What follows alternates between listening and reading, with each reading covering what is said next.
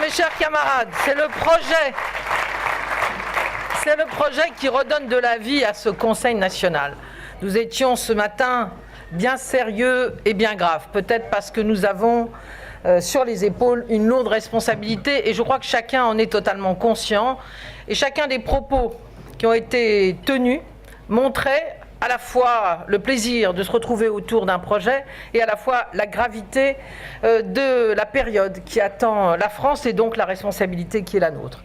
Mais je crois que nous pouvons néanmoins être aujourd'hui heureux et fiers parce que dans le fond, au lendemain des cantonales, et je voudrais évidemment saluer ici tous nos conseillers généraux, nos présidents de conseillers généraux. Au lendemain des cantonales, nous nous tournons immédiatement vers la France et vers les Français et nous sommes le premier parti qui a véritablement un projet, effectivement, pour 2012, pour redresser la France et pour rendre justice aux Français. Voilà pourquoi nous devons être fiers et heureux ce matin.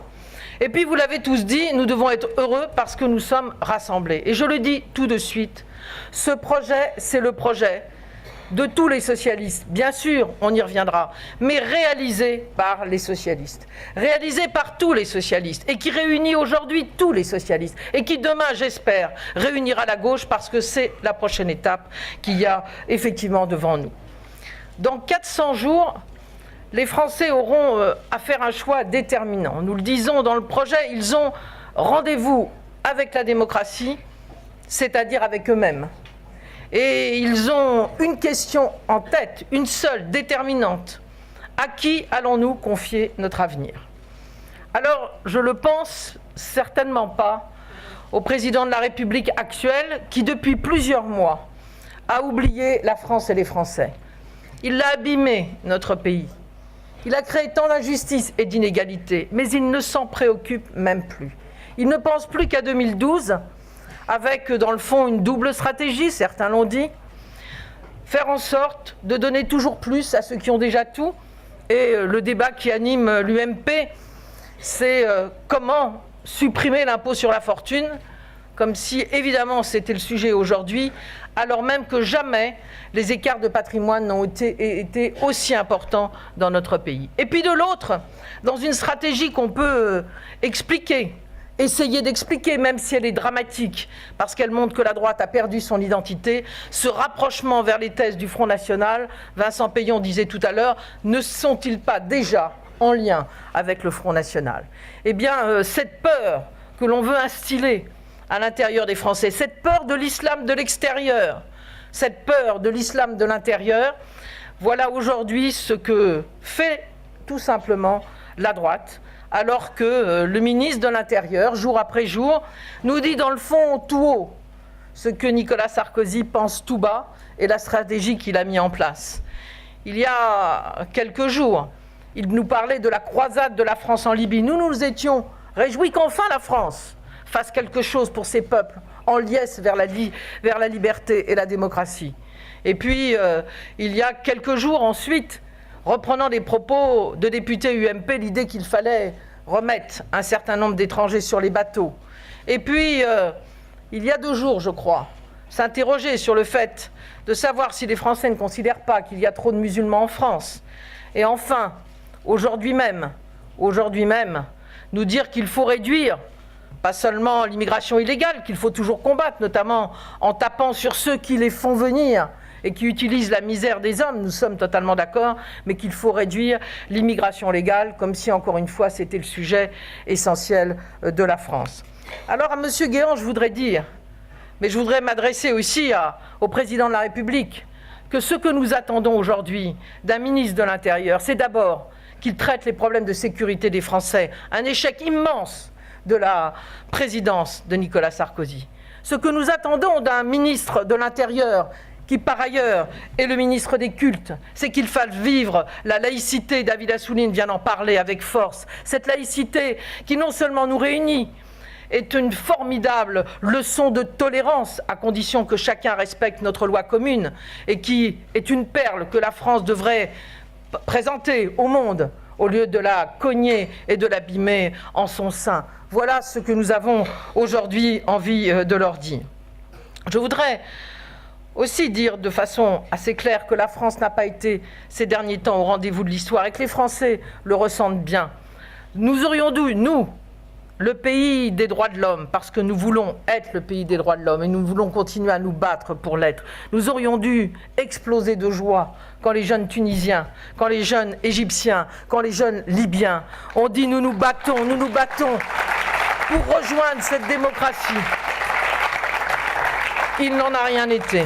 C'est vrai qu'aujourd'hui, la France intervient en Libye et nous avons appuyé cette intervention pour faire tomber Kadhafi, qui avait été reçu dans les honneurs et en grande pompe, que l'on sait, il y a quelques mois seulement, et alors que nous l'avions bien sûr contesté.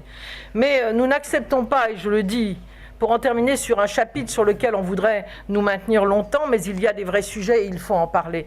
Nous n'acceptons pas non plus que la France n'ait pas été tête de pont en Europe, pour aller aider ces réfugiés de Libye et d'Égypte aux portes de la Tunisie, pour les aider à vivre là-bas par une aide humanitaire avant que nous portions un grand projet de développement de l'Europe vers le Maghreb, vers la Méditerranée et vers l'Afrique comme nous le proposons. Nous ne comprenons pas non plus pourquoi la France n'a pas été en tête de pont des pays européens pour aider l'Italie à accueillir ces réfugiés tunisiens, ce qui aurait empêché et évité ce que nous voyons ces dernières heures. On a l'impression véritablement de se renvoyer les migrants comme des marchandises indésirables. Et je le dis très simplement, il y avait des solutions, il fallait les porter avant. Nous l'avions demandé. Aujourd'hui, M. Berlusconi et M. Sarkozy piétinent les valeurs de l'Europe et la dignité des personnes. Voilà. Et toujours pour les mêmes raisons, dans le fond, et je reviens à la politique intérieure, pour faire peur. Pour faire peur, parce que dans le fond, il ne leur reste plus que cela, faire peur. Et j'ai été frappée de voir que les derniers propos de M. Guéant sont apparus le jour où Nicolas Sarkozy, le président de la République, rendait hommage à Aimé Césaire. Nous étions quelques-uns, Ségolène, François, Jean-Marc, à être là, heureux d'ailleurs que Aimé Césaire soit reçu comme cela au Panthéon, par une droite qui a souvent refusé de le reconnaître là où il était, à Fort-de-France, en Martinique, pour défendre ce qui a été pour lui l'œuvre de sa vie. Eh bien, je tiens à leur rappeler une phrase. On l'a beaucoup citée, Harlem l'a fait, Aimé Césaire. Eh bien oui, il a eu cette phrase formidable. Et quand on regarde ces derniers jours à droite, je crois qu'il faut le leur dire. Une civilisation qui ruse sur ses principes est une civilisation moribonde. Eh bien, je dirais au président de la République, qui doit représenter la République, qu'une République qui, effectivement, ruse sur ses principes est une République moribonde, et ceux qui la mènent là vont aussi aller vers ce passage que nous espérons en 2012. C'est cela aussi que nous retenons. Quel contraste! Quel contraste finalement, mes chers camarades, entre cette droite qui fait peur, cette droite qui était réunie mardi dans un grand hôtel parisien pour parler soi-disant de la laïcité, c'est comme cela qu'on avait rappelé, changer un titre, car il s'agissait normalement de parler de l'islam, de la stigmatiser. Eh bien, on nous a dit on se réunit sur la laïcité. Il y a eu un avantage au moins, c'est que l'ensemble des religions françaises et des responsables ont dit non. Non, nous ne voulons pas d'un tel débat. Non, nous voulons faire vivre la véritable laïcité dans notre pays. Et pendant que la droite était là, réunie dans un petit cercle, en train de se recroqueviller, d'essayer de recroqueviller la France sur ce qu'elle aurait de plus petit en elle, eh bien nous étions réunis au Parti Socialiste, tous ensemble, pour dire nous préparons un projet pour l'avenir de notre pays, un projet qui va rendre justice aux Français. Voilà le contraste qui a été fort cette semaine. Eh bien, je crois, mes chers camarades, que mardi, même si cette réunion aujourd'hui est importante, mardi, tout était dit. Tout était dit sur notre projet, sur le fait que nous étions tous ensemble pour le porter et que nous étions tous responsables de ce beau projet et tous responsables aussi de la façon dont il va rentrer dans chaque famille pour pouvoir l'expliquer. Eh bien, les Français ont compris qu'il se passait quelque chose. Chacun d'entre nous, et certains me l'ont dit, mon cher Bertrand, on peut le sentir ces derniers jours, ces dernières heures. Les Français que nous rencontrons nous regardent avec un sourire nouveau. J'ai été très frappée, beaucoup d'entre vous me l'ont dit. Ce sourire, c'est peut-être le sentiment d'avoir été entendu par nous et de commencer à être compris. Ce sourire, c'est peut-être aussi celui d'un espoir qui commence à naître. L'espoir d'un changement possible en 2012, l'espoir d'un changement qui fera repartir la France à l'avant. Ce sourire, c'est aussi la reconnaissance du travail collectif que nous avons accompli. Et c'est vrai que le chemin parcouru depuis 2 ans et demi a été tout à fait essentiel. Et déjà, dès le départ, nous nous sommes tournés vers les Français. Car il n'y a que cela qui compte, se tourner vers les Français pour les entendre, pour les comprendre. Nous les avons rencontrés à l'occasion du Tour de France, à l'occasion de toutes ces campagnes, et puis pour les élus quotidiennement, dans leur travail, bien évidemment. Ils nous ont dit à la fois qu'ils souhaitaient retrouver un sens à notre société, qui marche totalement sur la tête, mais aussi avoir rapidement des propositions pour répondre concrètement à leurs conditions de vie. Ils nous ont parlé, n'en déplaise au président de la République, de leur attachement à l'identité nationale, à l'identité de la République, qu'ils connaissent parfaitement. Mais l'inquiétude qu'ils ont, c'est justement que cette identité soit abîmée par le pouvoir en place. Ils nous ont parlé du modèle social français en nous disant, bien sûr, il doit évoluer. Mais je voudrais finalement reprendre la phrase d'une dame à Grenoble, mon cher Michel, qui nous a dit, aujourd'hui, je ne reconnais plus la France. La France n'est plus la France. La sécurité n'est plus sociale. L'assistance n'est plus publique. L'éducation n'est plus nationale. Je crois qu'elle avait tout compris et tout dit, à la fois sur notre identité et à la fois sur les risques que la droite apporte à cette identité. Ils nous ont dit aussi leur inquiétude devant la France qui se rétrécit avec leur expression. La France est plus petite que la France. La France fout le camp, nous ont dit aussi certains jeunes. Ils nous ont dit aussi leur honte d'être montrés du doigt. Nous qui avons été si souvent enviés dans le monde au moment des discours de Dakar ou de Grenoble, pour ne prendre que cela. Ils nous ont dit leur inquiétude, leur angoisse de voir le déclin de la France. Beaucoup en ont parlé, Alain Rousset, Gérard Collomb ce matin, et du déclassement pour eux et pour leurs enfants. J'ai encore gravé en mémoire, là aussi, cette phrase d'une dame de Charente-Maritime qui nous a dit mon fils a 7 mois, mon fils aîné a 10 mois, que vont-ils devenir? Des chômeurs, car ils sont sortis de mon ventre avec la carte de chômeur à la main. Voilà ce que nous a dit cette dame, et elle nous a dit, je ne vous demande pas ce qu'ils vont devenir, je vous demande des propositions, et je pense que si vous retrouvez la France telle qu'elle est, eh bien mes enfants auront un travail, pourront réussir leur vie, et je pourrai moi être tranquille. Voilà ce que nous demandent les Français, retrouver la France, retrouver la République, retrouver la justice, redresser notre pays, c'est ce que nous avons véritablement entendu. Et puis, j'y reviendrai pas, Christian Paul, à qui nous devons beaucoup, avec ce laboratoire des idées, l'a dit, mais aussi tous les secrétaires nationaux, qui chacun dans leur domaine se sont ouverts aux acteurs de la société. Nous avons travaillé, nous avons rencontré tout ce que compte d'intelligence, d'acteurs dans notre société, des intellectuels, des experts, des chercheurs, bien sûr, mais surtout des chefs d'entreprise, des créateurs, des syndicalistes, des membres d'associations qui ont travaillé avec chacun d'entre vous pour proposer à la France un modèle qui retrouve sa cohérence dans le projet que nous avons aujourd'hui. Avec eux, nous avons fait le choix d'une discussion franche. Nous avons eu des véritables débats. Nous voulions d'abord être ébranlés, parfois même, dans nos convictions, dans nos évidences. Nous voulions qu'ils nous aident à comprendre encore mieux la société dans laquelle nous sommes et qu'ils nous aident à trouver des nouvelles réponses. C'est ce qu'ils ont fait et l'ensemble de ces acteurs nous ont dit, nous ont interpellés, nous ont parlé du passé, nous ont dit combien ils croyaient aussi à telle ou telle réponse et nous avons débattu et discuté. Je crois que la gauche, beaucoup l'ont dit, est convaincu que le débat collectif est essentiel non seulement à la vitalité d'une démocratie, mais à la capacité de trouver les moyens de rebondir quand ça va mal, et c'est le cas aujourd'hui. Et puis je crois, je le dis très simplement, que notre projet a aussi une crédibilité parce que beaucoup de ces propositions sont venues de nos élus, sont venues des élus régionaux, départementaux, de nos maires, qui ont déjà avancé, qui ont déjà expérimenté, qui ont déjà innové des réponses dans beaucoup de domaines.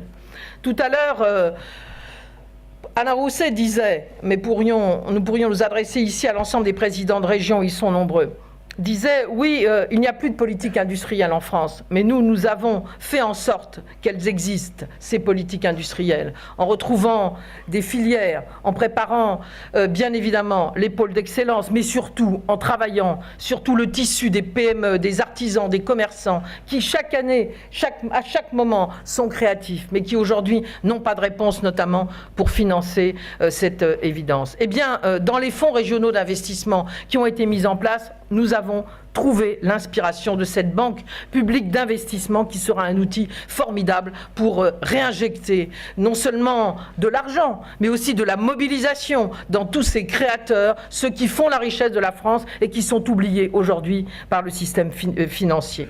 De la même manière, et sans rentrer dans le détail, tout ce qu'ont fait nos départements pour que l'accès au droit soit réel, qu'on ne donne pas seulement les prestations que la loi impose de donner, mais que l'accès au droit soit réel. L'action de proximité vis-à-vis des plus fragiles, je ne prendrai qu'un seul exemple, les maisons médicales de soins et de santé dans les milieux ruraux, dans les banlieues, que nos départements ont souvent mis en place, eh bien, ils ont été à l'occasion et à l'origine de ce que nous avons appelé le bouclier territorial, cette chance donnée à chacun des territoires et à chacun où qu'il habite. Voilà aussi ce qui nous a inspirés. Et puis je pourrais parler du travail sur la ville du XXIe siècle. Comment reconquérir une ville dense, intense, qui ne s'étale pas, une ville durable, mais aussi une ville qui réunit, une ville qui réunit toutes les fonctions, qui réunit toutes les catégories sociales autour d'une véritable qualité des espaces publics, qualité des logements.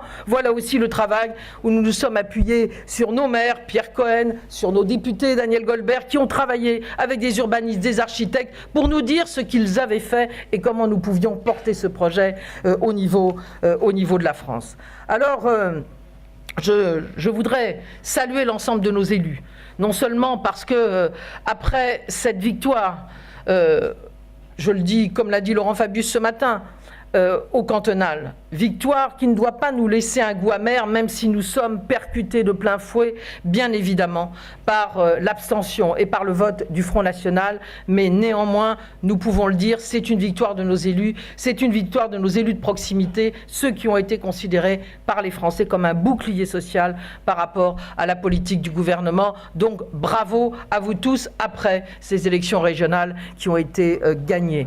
Alors, non, oui, mais il y avait déjà eu les régionales, c'est ce que je voulais dire, voilà. Pas de corporatisme, hein, les conseils généraux, après les conseils régionaux, il nous reste les sénatoriales, c'est une autre affaire. Nous en reparlerons. Ainsi, nous nous sommes appuyés sur le travail de nos parlementaires. Là aussi, jamais nous n'avons autant travaillé autour de nos secrétaires nationaux, qui s'occupant de sécurité, qui d'agriculture, qui des institutions, qui de l'industrie, avec l'ensemble des députés et des sénateurs qui portent le faire au gouvernement pour éviter en permanence ces reculs qui nous sont proposés, mais surtout pour proposer, et on a vu d'ailleurs la qualité des propositions de loi qui sont venues du Parlement et qui ont irrigué là aussi le travail que nous avons réalisé ensemble. Alors c'est bien cet ensemble qui fait aujourd'hui le projet des socialistes. Et dans le fond, je me disais que même si ça ne résout pas tout, peut-être qu'une partie de ceux qui se sont abstenus, une partie de ceux qui ont voté Front National, ayant la conviction finalement que leur vote ne servait à rien, qu'ils resteraient les humiliés, les oubliés, ou qu'ils resteraient convaincus que la France d'en haut, comme disait quelqu'un, ne peut pas s'intéresser à eux, eh bien peut-être que s'ils ont la chance, et c'est à nous d'aller leur présenter, de lire notre projet, peut-être auront-ils déjà un début de réponse aux angoisses qui sont les leurs, aux inquiétudes qui sont les leurs, et qu'ils auront envie de revenir un citoyen à part entière en mettant un vote en 2012 au moment de l'élection. Voilà, mes chers camarades, comment nous avons travaillé. Et de convention en convention, de Tour de France en forum, nous avons défini notre vision pour l'avenir et profondément renouvelé nos réponses. Je le dis rapidement, mais il faut quand même toujours le redire, ces réponses, elles devaient être à la hauteur du moment que nous vivons, et notamment celui de ce système libéral en bout de course. Quand même, redisons-le, au moment où nous apprenons que les banques viennent de refaire 21 milliards de bénéfices en 2010, alors que 42% des Français n'ont pas été augmentés depuis 5 ans. Nous savons ce qui est arrivé, nous connaissons cette crise, nous en connaissons les raisons. Depuis plusieurs années, la richesse a été totalement captée par les dividendes et les hautes rémunérations. Il fallait réguler, il fallait empêcher que la spéculation remplace l'investissement productif, l'investissement dans la formation et dans les emplois. Il fallait au moins essayer de remettre quelques règles pour éviter les paradis fiscaux, les agences de notation qui, reliées à des banques, font aujourd'hui la vie ou la mort d'une nation tout entière. Eh bien, rien ou presque n'a été fait. Alors nous le disons, et nous avons beaucoup travaillé avec le Parti socialiste européen, ces réponses, nous les porterons ensemble. Et nous avons été heureux, avec nos députés européens, de voir que le principe de la taxation des transactions financières de 0,05% que nous portons maintenant depuis 3 ans avec le PSE a été retenu par le Parlement européen. Rappelez-vous, la droite, ici, il y a quelque temps, qui parlait de mesures imbéciles, qui aujourd'hui nous dit pourquoi ne pas la faire, mais surtout pas en France, il faudra attendre que le monde entier veuille la faire. Eh bien nous, avec les socialistes européens, non seulement nous le défendons, mais je l'espère en 2012, en 2013, quand l'Allemagne, la France auront changé de majorité, nous le réaliserons véritablement au niveau européen. Et en attendant,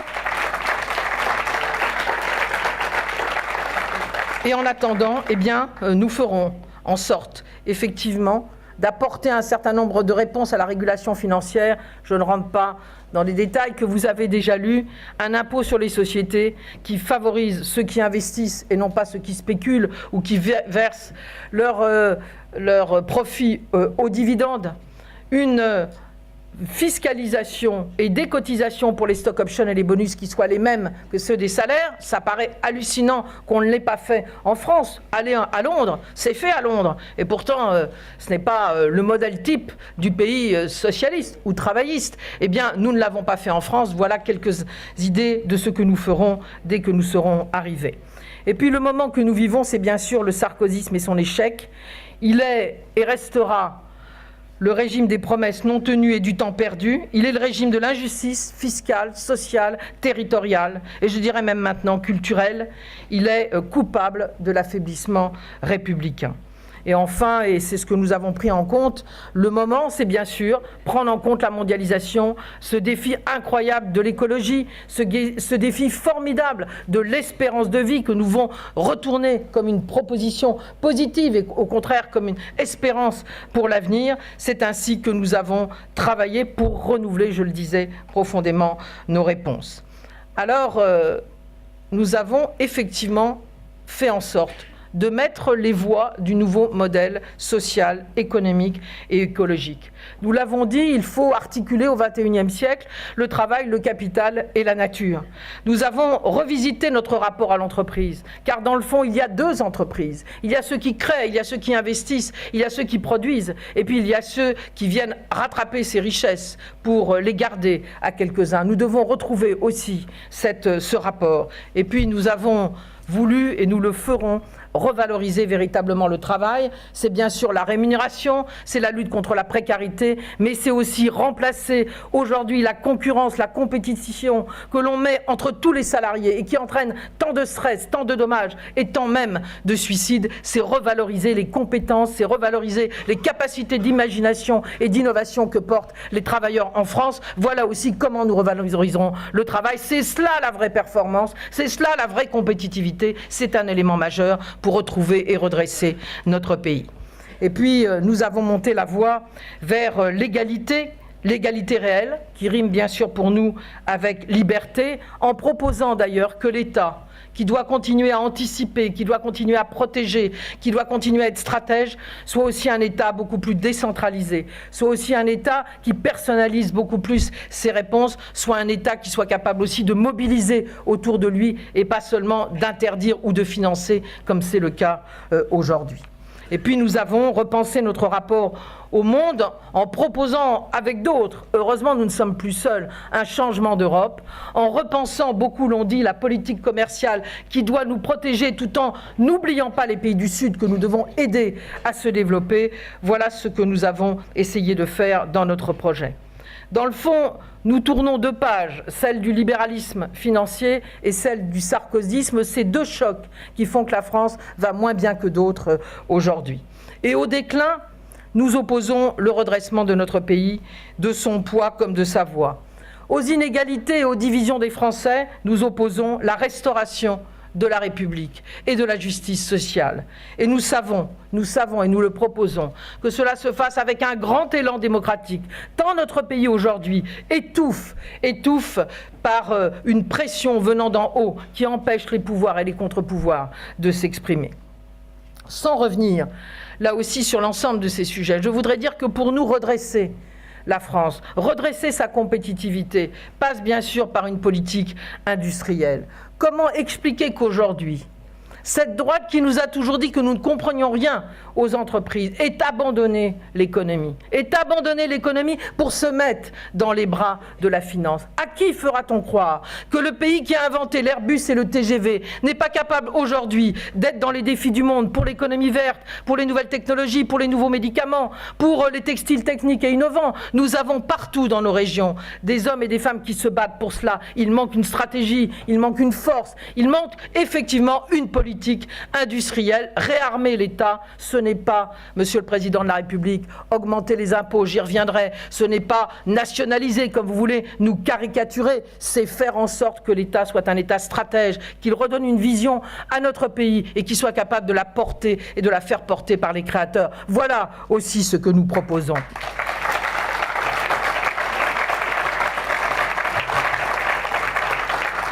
Et puis, je voudrais dire un mot de notre agriculture. Germinal Perrault est là, Philippe Martin, beaucoup de ceux qui ont travaillé. Et c'est aussi un exemple de ce que nous avons fait.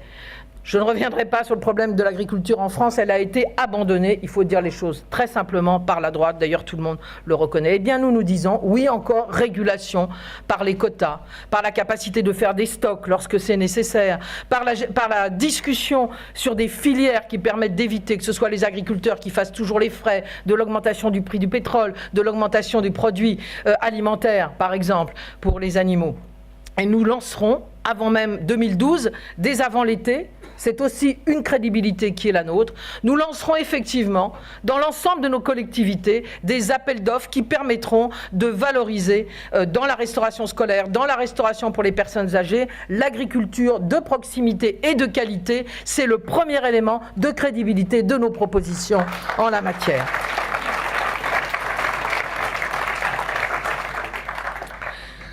Et puis, la compétitivité retrouvée, la finance régulée, le commerce extérieur de l'Europe réorganisé. Tout cela est véritablement essentiel, mais il nous faudra, pour redresser la France, répondre aussi à l'urgence de la relance de la croissance et de l'emploi. Et pour cela, il faudra prendre en compte, évidemment, le problème du pouvoir d'achat. Bien sûr, il faut pouvoir créer des richesses avant de les distribuer, chacun l'a dit, nous en sommes d'accord. Mais il faut trouver le moyen, très vite, d'apporter du pouvoir d'achat aux Français. Et nous avons mis plusieurs propositions sur la table. Des propositions d'ailleurs qui ont été aussitôt raillées par la droite. La première d'entre elles, nous l'avions fait il y a quelques jours, lorsque, au 1er mars, le gaz a encore augmenté, 5%, 20% en un an. Après le pétrole, et ce n'est pas terminé, le gazole, donc pour les Français, l'essence pour aller au travail ou pour être mobile. Nous avions dit au gouvernement il faut changer ces formules que vous avez mis en place avec ces grandes entreprises et qui finalement les cognent alors qu'il y a des super profits pétroliers et alors qu'on peut organiser autrement la façon dont on calcule les augmentations. Ils nous avaient raillés, ils avaient dit ils sont archaïques, ils ne comprennent rien. J'ai cru comprendre ces dernières heures qu'ils s'apprêtaient à trouver une autre formule pour le gaz et à taxer, oui, les super profits pétroliers, ce que nous proposons depuis des mois et des mois. Alors très bien, tant mieux pour les Français. Mais je leur dirais un petit effort de plus. Si vous bloquiez les loyers tout de suite, parce que là les Français n'en peuvent plus, 30-40% de leur salaire qui vont aujourd'hui vers les logements. Alors, bloquer les loyers à la première location, à la relocation, tant qu'on n'a pas reconstruit en France les logements dont on a besoin, voilà une mesure que nous proposons et que vous pourriez mettre en place tout de suite. Et puis pour nous, le pouvoir d'achat, c'est aussi ces 300 000 emplois d'avenir. Ce n'est pas seulement du pouvoir d'achat, c'est d'abord, Lauriane l'a très bien dit, c'est d'abord une fois de plus de la part de la gauche un signe de confiance à la jeunesse de France. Elle est énergique, elle est créative. Je le disais devant les jeunes socialistes, un jeune rencontré quelques jours avant, me disait « Avec Nicolas Sarkozy, c'est simple. Quand on reste chez nous, on est paresseux. Quand on sort dans la rue, on est délinquant. » Eh bien, il n'avait pas tort, dans le fond. Eh bien, nous disons, nous croyons à la créativité, à l'énergie des jeunes de France.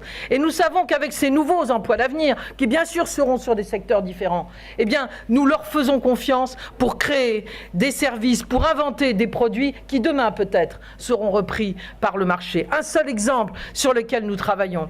Faire en sorte de former des milliers de jeunes pour qu'ils aillent faire un bilan énergétique dans les appartements, dans les logements, et qu'on puisse ensuite, avec l'aide des régions, avec l'aide de l'État, faire des travaux d'isolation thermique. C'est tout gagné. C'est un jeune qui a un travail, c'est des artisans qui peuvent eux aussi derrière travailler, c'est la facture énergétique des ménages qui se réduit, et c'est bien sûr du développement durable. C'est vraiment ce type de mesure de cohérence d'ensemble que la droite ne peut pas comprendre. Parce que pour elle, c'est tout toujours d'un côté et rien de l'autre que nous serons fiers de mettre en place en redonnant confiance, encore une fois, aux jeunes de notre pays. Alors, avant-hier, à Issoire, le président de la République s'en est pris, bien sûr, à ses propositions. Je ne sais pas si vous avez remarqué, il y a un problème avec le président. C'est presque un tic, à moins que ce soit un problème de caractère, je ne m'attaque jamais au caractère. Il n'accepte pas qu'on puisse réussir quelque chose sans lui. Il avait supprimé la police de proximité, ça marchait. Mais ce n'était pas lui, c'était la gauche, c'est effrayant. Eh bien, les emplois jeunes, ça ne peut être qu'épouvantable puisque ça a réussi et que c'était la gauche. Alors nous disons, Monsieur le Président, il y a aujourd'hui 30% des jeunes en France qui vivent sous le seuil de précarité. Nous savons depuis quelques jours qu'il faut atteindre 29 ans en moyenne pour avoir un CDI dans notre pays. Et il y a 600 000 jeunes au chômage. Ce n'est pas une statistique, c'est un scandale. Et vous nous expliquez qu'on ne peut pas créer 300 000 emplois jeunes. Eh bien non, en effet, nous ne sommes pas d'accord. Alors, bien évidemment, là, il a essayé d'opposer les chômeurs aux salariés en nous disant comment, mais ils veulent annuler ma mesure de défiscalisation des heures supplémentaires. Mesure, alors là, pour le coup, il faut le dire, imbécile, qui a été regardée par tous les économistes comme une anomalie, dont on vient de nous montrer qu'elle avait empêché 75 000 embauches dans notre pays sans augmenter les heures supplémentaires pour les salariés, car quand il n'y a pas de croissance, il n'y a pas d'heures supplémentaires, on n'embauche pas, on ne fait pas des heures supplémentaires parce qu'il y a des taxations, mais parce qu'on a évidemment des commandes. 4,5 milliards ça a coûté. Les emplois jeunes, je vous rassure, ne coûtent que 3 milliards d'euros, c'est 300 000. Vous voyez, on fait même un peu d'économie pour faire autre chose sur la santé, vers l'hôpital ou pour financer d'autres de nos priorités. Alors, il nous a attaqués sur ce sujet. Et comme avec lui, ça recommence toujours, eh bien, il a fait une nouvelle promesse. Je dis nouvelle, car il l'avait déjà fait plusieurs fois. Figurez-vous que le président de la République est décidé à ce que les salaires augmentent comme les dividendes. Est-ce que ça ne vous rappelle rien ? Ségolène, ça doit te rappeler beaucoup de choses quand même. Hein ? Se travailler plus pour gagner plus. Comment avait-il dit ? Cette nouvelle façon de répartir les fruits de la valeur ajoutée, respectant l'égalité entre les salariés et les profits. Eh bien, une nouvelle promesse. Les Français, à mon avis, auront compris cette fois-ci qu'on ne peut pas le croire. Et puis, j'allais lui dire, c'est pas bien de récidiver, vous savez, Monsieur le Président. Vous n'aimez pas la récidive. C'est pénalement répréhensible et c'est même politiquement extrêmement répréhensible. Je vous le dis, pensez-y. Les Français ne vous croiront plus sur ces questions. Un mot aussi pour dire que nous voulons effectivement rendre justice aux Français. Je ne reviendrai pas sur notre projet. Je voudrais simplement dire deux choses. La première, c'est que nous avons deux grands chantiers. Le grand chantier de la reconstruction des villes, j'en parlais tout à l'heure, nous le ferons, nous poursuivrons un travail inlassable, car quand nous avons porté la politique de la ville, Claude Bartolone l'a fait et nous l'avons fait ensemble, je crois que nous avons insuffisamment pris en compte la nécessité de changer profondément la ville, de mélanger, d'accroître encore la mixité par la qualité partout. Ce sera un grand chantier, car 80% des hommes et des femmes vivent en ville, cette ville qui devait rapprocher et qui aujourd'hui accroît l'exclusion, la stigmatisation, la solitude, nous devons la reconstruire autrement et la vivre autrement. Le deuxième grand chantier sur lequel nous n'avons pas encore assez parlé, c'est la sécurité sociale professionnelle. Comment donner à chacun à la fois des protections tout au long de sa vie, parce que la gauche moderne, Monsieur le Président de la République, c'est celle-là, celle qui ne lâche jamais les garanties collectives et bien évidemment les protections pour les plus fragiles, c'est notre réforme sur les retraites, et bien celle qui là dit aux Français, vous aurez un compte temps, vous aurez un compte formation, quand vous êtes sortis tôt de l'école, vous les décrocheurs, vous aurez un crédit sur la République pour pouvoir vous former plus tard. Lorsque vous travaillerez, vous gagnerez évidemment des droits à la formation payée et vous aurez des choix de vous former pour progresser, des choix de vous former dès que vous êtes licencié et sans attendre, comme c'est le cas aujourd'hui, parfois 1 an et demi, 2 ans, vous aurez des choix pour progresser et pour pouvoir passer les accidents de votre vie professionnelle dans les meilleures conditions possibles. Nous commençons à y travailler dès maintenant avec les organisations syndicales. C'est un immense projet, je le dis, pour les Français. Et puis tout le monde l'a dit, nous avons mis la priorité sur la sécurité, sur la santé, sur le logement. Et j'aimerais dire un mot aussi de la culture. C'est vrai que la culture n'était pas très présente dans le premier texte que nous avons sorti, parce que nous étions en train de peaufiner un certain nombre de réponses. Dans le fond, les choses sont assez simples. Et on comprend pourquoi la droite n'aime pas la culture. La culture, c'est à la fois ce qui réunit les gens, les générations.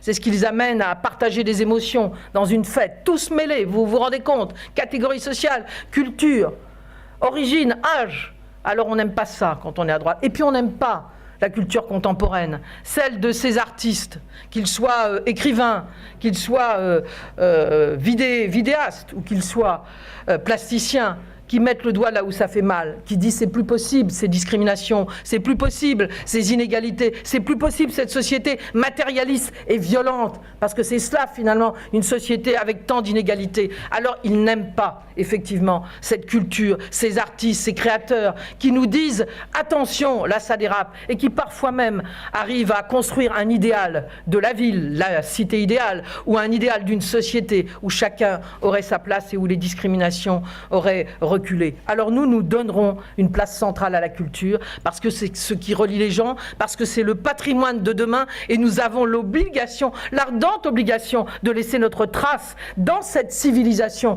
dans laquelle nous vivons. Nous trouverons des nouveaux moyens pour la création, mais aussi des moyens de diffusion, des moyens de création, des moyens de répétition partout sur les territoires, car c'est en allant vers les habitants que la culture infusera véritablement l'ensemble de notre pays et réunira, comme nous le souhaitons, les Français. Alors oui, la culture, c'est un point essentiel au cœur de notre projet.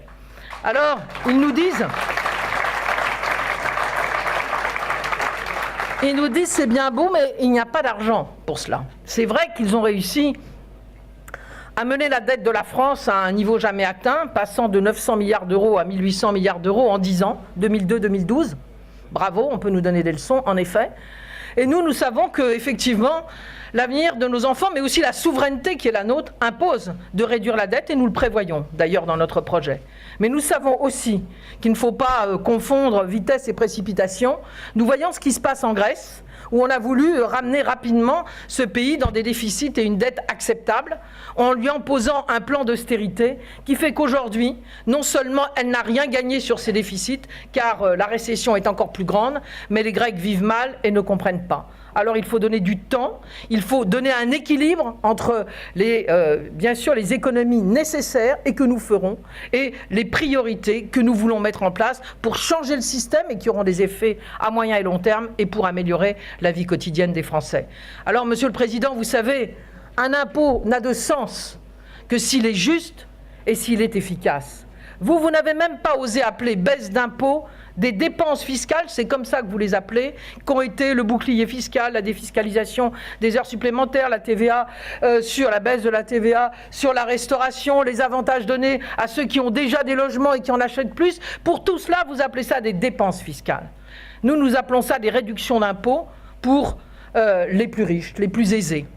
Vous préférez les appeler les dépenses fiscales? Pas de problème. On va annuler ces dépenses fiscales. Pas augmenter les impôts, ce sont des dépenses fiscales. Elles sont injustes et inefficaces.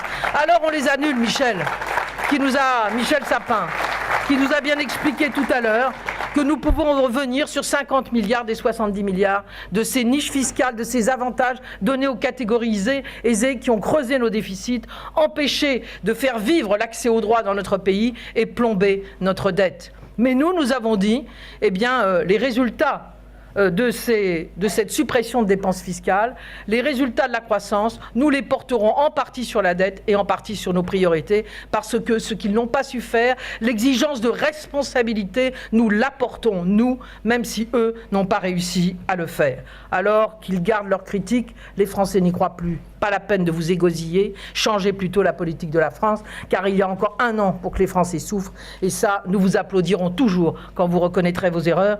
Ça n'a pas l'air d'aller dans ce sens-là. Enfin, nous le savons vraiment, il nous faut retrouver la République et un profond élan démocratique. La République, c'est l'équilibre des pouvoirs entre l'exécutif et le Parlement et au sein de l'exécutif. La République, c'est des contre-pouvoirs, ce sont des contre-pouvoirs. La justice que nous voulons, nous en avons beaucoup parlé, en pleine crise d'ailleurs de cette justice, avec l'ensemble des magistrats et des avocats, toutes tendances confondues, qui sont venus nous dire « vous avez raison de faire ce que vous proposez » avec Elisabeth Guigou et Marie-Pierre de la Gontrie. Nous les avons réunis pour faire en sorte que la justice soit à la fois responsable et indépendante. Quand un pays commence à douter de sa justice, il n'y a plus rien. Il n'y a plus rien. Quand un ministre est poursuivi et qu'on se dit qu'un procureur classe l'affaire, ou bien au contraire, parce qu'il est dans l'autre camp, le fait monter plus vite, il n'y a plus de justice, il n'y a plus de République. C'est là où nous en sommes aujourd'hui. Il est d'une urgence absolue de redonner l'indépendance et la responsabilité qui va avec à l'ensemble du monde judiciaire. Et ils nous le demandent, et ils l'attendent, et nous serons là. Enfin, une République moderne, c'est une organisation décentralisée des pouvoirs publics. Je ne vais pas redire tout ce que nous disons. Nous abrogerons cette loi sur les collectivités territoriales, bien évidemment. Et nous ferons une 3e étape de décentralisation, cette fois qui soit une vraie étape de décentralisation, avec autonomie de gestion, autonomie financière et péréquation. C'est la façon moderne de diriger un pays, mais aussi de faire en sorte que l'État, par la péréquation, donne l'égalité à l'ensemble des territoires. C'est une priorité que nous mettrons en place dès notre arrivée.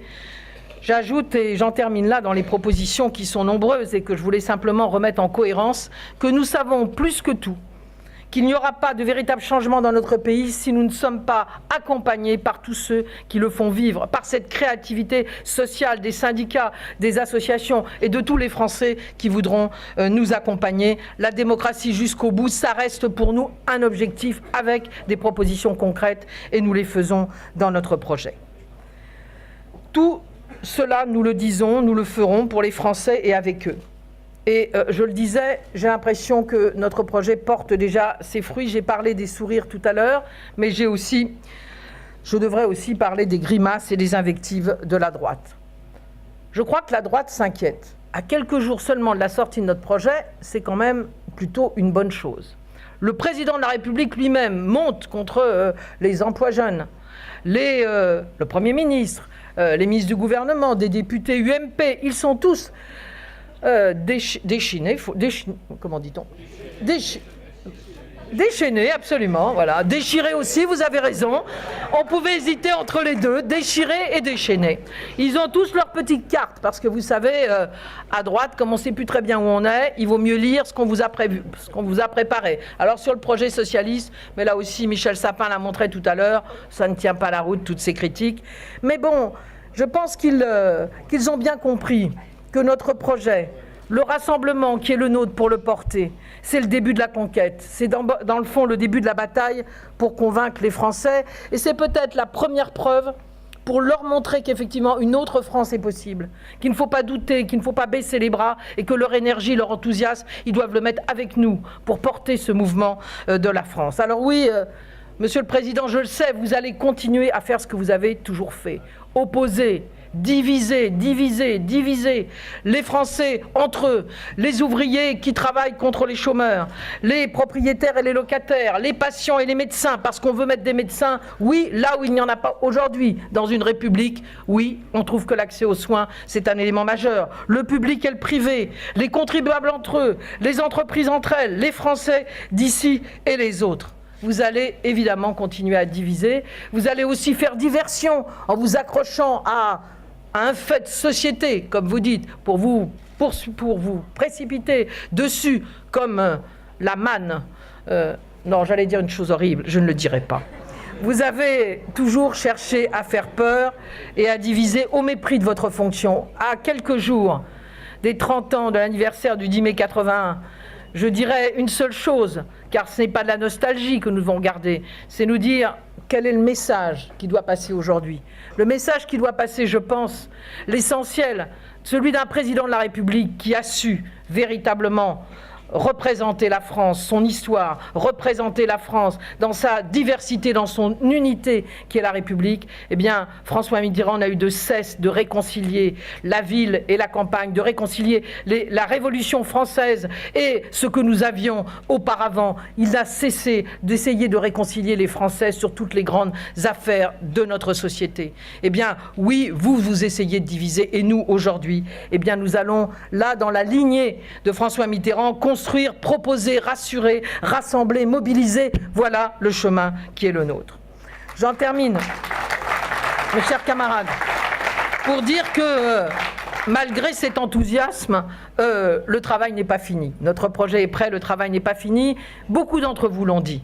Ce qui va se passer dans les jours qui viennent est absolument essentiel. Nous devons faire rentrer le projet dans chaque maison, je le disais tout à l'heure. Alors, nous devons commencer déjà à préparer un certain nombre de réformes, celle de l'éducation nationale, avec les syndicats, par exemple, celle sur la fiscalité, parce qu'on sait que dans la fiscalité, le diable est dans les détails, et que quand on arrive au pouvoir sans l'avoir organisé, l'ensemble des ministères concernés se liguent pour qu'on ne puisse pas faire ce qu'on voulait. Donc, nous travaillons dès maintenant. Nous devons aussi préparer une grande réforme de l'État, un État performant, mon cher Bertrand, un État qui s'ouvre, un État moderne, qui va pouvoir être plus efficace et en même temps plus juste, qui sera au cœur de l'action de la République. Je te remercie d'avoir accepté de réfléchir à cette question majeure de crédibilité pour les socialistes. Nous devrons aussi préparer la première année, et Laurent Fabius a décidé de s'atteler à ce travail pour nous tous. Mais dans les jours qui viennent surtout, il nous faut aller vers les Français, je le disais, aller à la rencontre des Français.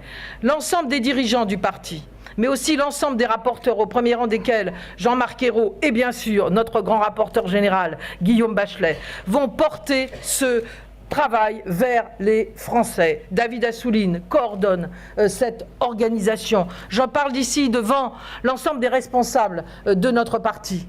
Eh bien, sachez proposer, sachez organiser des réunions avec les Français qui nous permettent d'aller débattre avec eux de ces propositions, les écouter, les entendre, mais aussi expliquer, répondre ce que nous voulons faire. Et puis enfin, nous avons décidé, c'est une idée de Benoît Hamon. Eh oui, il a de bonnes idées, Benoît Hamon. Eh oui, nous avons décidé. Maintenant que nous sommes tous unis, nous pouvons le dire quand même, il a de bonnes idées, Benoît Hamon. Alors, il nous a proposé d'envoyer des émissaires dans toutes les capitales européennes pour rencontrer ceux qui sont au pouvoir et les nôtres quand ils ne le sont pas. Et beaucoup de députés européens, de députés, de sénateurs ont accepté cette mission qui est une façon de préparer aussi cette Europe que nous voulons changer et que nous changerons avec nos partenaires. Enfin, je dirais que pour gagner, nous avons à rassembler la gauche. C'est un travail immense. Certains risques sont sur la table. Nous y travaillons fortement. Rassembler la gauche, c'est la condition du succès. Les rassembler autour d'un projet, les rassembler dans cette gauche solidaire que nous aimerions voir naître. Voilà ce que nous allons véritablement faire. Ce projet, vous l'avez tous dit, c'est celui de tous les socialistes. Il sera donc le projet de la candidate ou du candidat qui aura été choisi par les Français. Défendons-le ensemble, portons-le partout. Sachez, mes chers camarades, que nous avons un devoir commun, celle de défendre la crédibilité de notre projet. J'en suis convaincu, personne ne pourra l'attaquer, personne ne pourra entamer sa force si nous restons unis. Je fais référence à ce que disait ce matin, un peu avec boutade, dans une boutade, Laurent Fabius, quand un député UMP lui a dit « Nous sommes fichus, c'est fini, notre seul espoir, c'est vous. Je pense qu'il pensait à cela. Si nous ne sommes pas unis pour défendre ce projet, comme nous l'avons été dans sa préparation, et il y a la marque de chacun dans ce projet, je le dis, et de tous ceux qui nous ont aidés, qui sont extérieurs à notre parti, qui nous aideront à changer la France. Eh bien, c'est cela que nous devons faire aujourd'hui. Et en ce qui concerne notre candidat, chacun ici a sa préférence ou aura sa préférence, et c'est légitime. Chacun parlera le moment venu, après le dépôt des candidatures, de la force, des talents de son candidat. Mais je crois qu'il faudra se donner une règle claire de ne jamais porter discrédit à un autre camarade. Car nous avons un seul objectif, faire que les Français choisissent celle ou celui qui sera le mieux à même de porter notre projet. Et nous avons un seul devoir, le devoir de victoire, ont dit certains. Oui, bien sûr, le devoir de faire en sorte que l'un d'entre nous, c'est cela l'essentiel, que l'un d'entre nous, ou l'une, soit président de la République en 2012. Voilà ce qui doit nous réunir, voilà la seule chose à laquelle nous devons penser. Pour le reste, c'est la force de la démocratie, c'est la force d'un parti politique qui a de multiples talents et possibilités. Faisons-le ainsi, et vous verrez, les Français sauront dire là où est l'avenir, là où est pour eux le sens de l'histoire, j'en suis absolument convaincu. Et en 2012...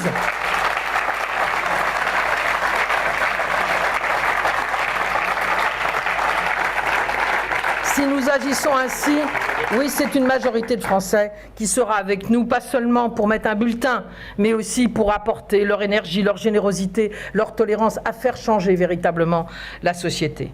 Voilà, mes chers camarades, une dernière phrase peut-être pour dire ce qui réunit l'ensemble de cette cohérence que nous avons portée ensemble. Aujourd'hui, notre pays est en panne d'avenir, tout le monde nous le dit, c'est ce qu'ils craignent. Croyez-le, avec nous, en 2012, l'avenir aimera à nouveau la France, j'en suis convaincue. Merci.